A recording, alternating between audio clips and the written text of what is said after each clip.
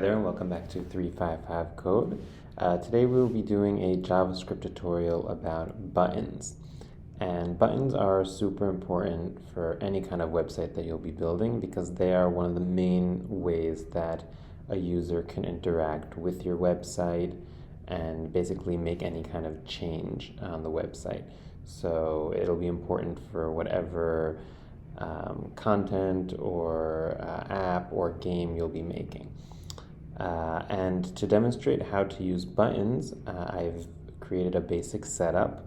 So we have an HTML document with just an H1 that says clicked and a button that is type button that says click me, and I've added some basic styling in the CSS just so that you see here that the button is large, clear, and centered. And as you can see, we don't really see our H1 at the moment because I've given it the class of hidden. And basically hidden means display none. And what we'll be doing in this demonstration is showing how to make the H1 appear when the button is clicked. And we're going to be going over 3 different ways that you can do this. And that is the onclick attribute, inline, the click event listener, and the onclick attribute inside JavaScript. And we'll show each one and we'll talk about which one might be better and what the difference is. So the first method we're going to use is using the inline onclick method. And basically what that does is it lets us attach a function that we're going to write in JavaScript to our button using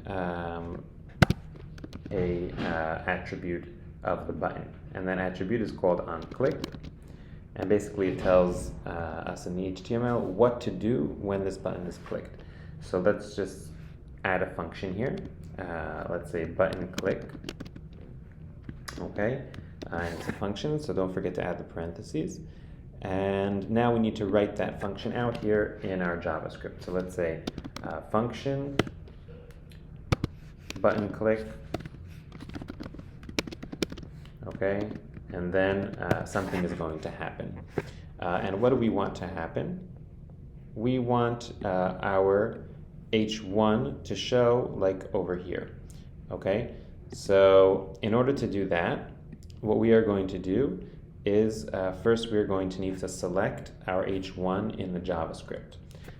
So let's just call this let's call this alert. And our alert will be equal to document dot query selector all. So if you're not so familiar with manipulating the DOM and stuff like that, you might want to brush up on that because it'll be pretty hard to do anything regarding button clicking in JavaScript if you're not familiar with the DOM at all. But basically I'm using query selector all, and now I'm going to give it the name of a selector, and then the selector here is H1, so that's why I'm writing that here. And this will basically select all of the H1s on the page. But since we only have one H1 and it's also the first one, I'm just gonna tell it 0. So that will give me this H1 right over here. And then basically we can tap into this element in our function. Okay, and basically what we want to do is we just want to remove this class. So then we just need to write alert dot class list dot remove hidden. So that's the name of our class. Okay, and now what we can do is try running our code, and when we click, you can see that the clicked class is removed. Sorry, the hidden class is removed and our clicked alert appears. Okay, and you can imagine that this clicked here could be anything. Okay, anything that you want to happen in your app, in your game, that could be this. Okay, something can appear, something can disappear, something can move, but we're just really showing you how to start that process using a button. Okay, so that's one method, but it involves a certain combination between HTML and JavaScript, which doesn't really replicate how most people code today.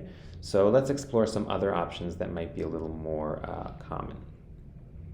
So I'm going to erase this onclick here. And the next thing that we're going to do is we're actually going to use something that's called an event listener. Okay, so in order to do that, we are going to need to select our button element as well. So let's just call this button, and we're going to use the same code as up here. Just instead of H1, we are going to say button.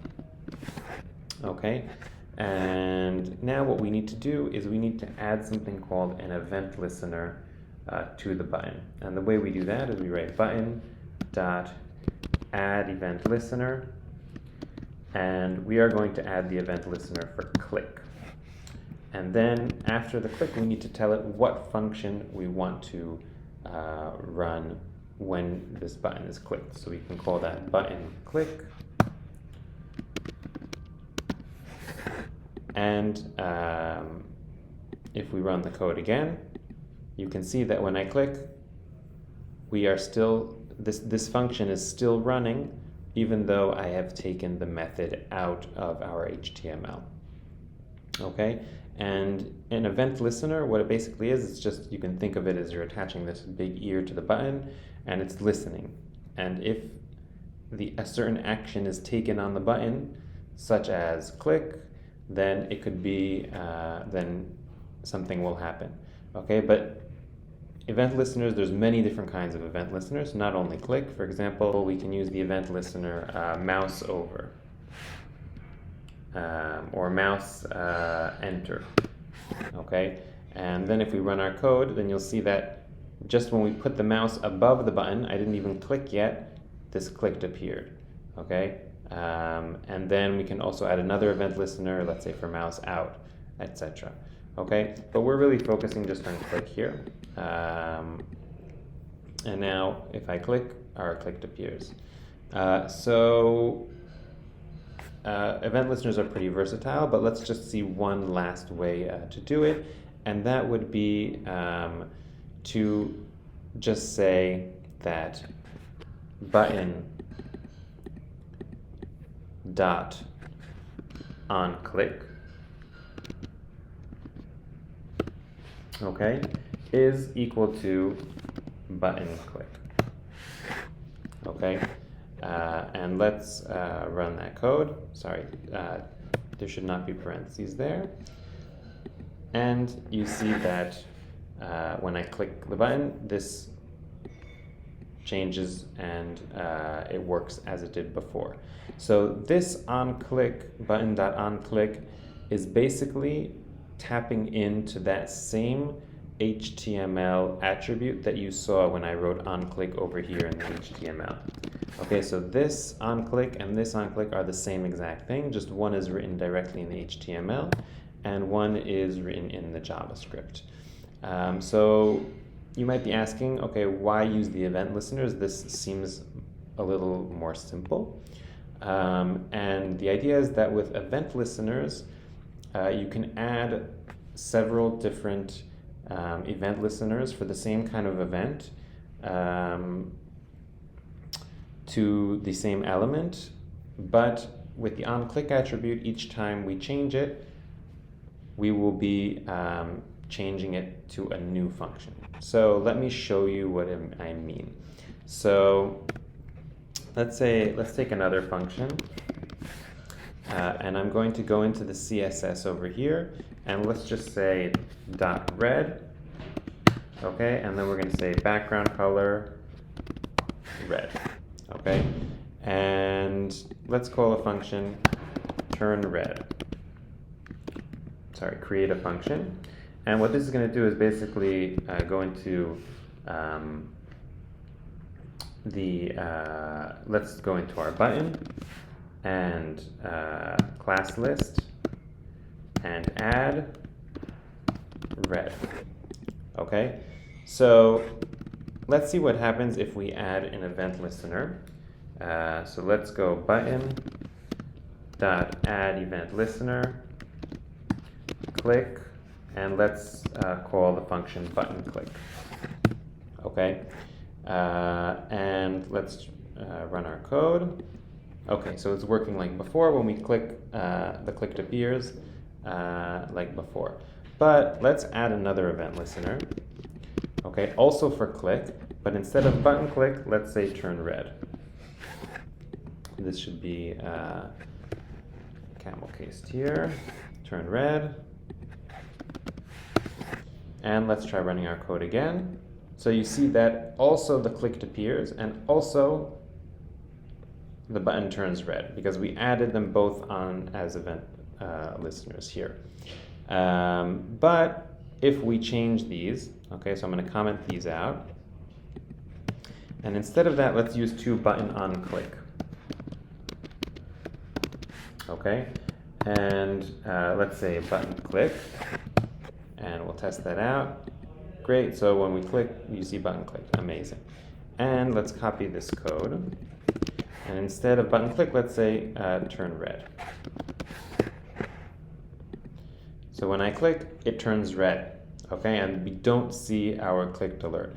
That's because this attribute can only have one value, and when I say button.onClick, and here I say turn red, it says no, not button click, but turn red.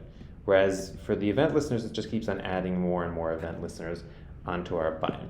So even though event listeners might seem initially more complex, they're much more flexible, and especially if you have several things that you want to do for a certain element based on the same action, because the only way to solve this with the onClick would be to put both of these into the same function, and then we would get our same, and we'd have to comment this out, and then we would get the same functionality as before. So that's a little overview about buttons in JavaScript and how to do something in the DOM based on a click. We saw 3 different methods, and the most common one when using vanilla JavaScript would be using adding event listeners. Obviously, today with modern frameworks, the DOM isn't always manipulated using vanilla JavaScript, but it's still very useful knowledge if you are building a basic understanding of JavaScript. So I hope you liked this video, and if you did, please don't forget to subscribe and check out some of our other videos on the channel. See you next time.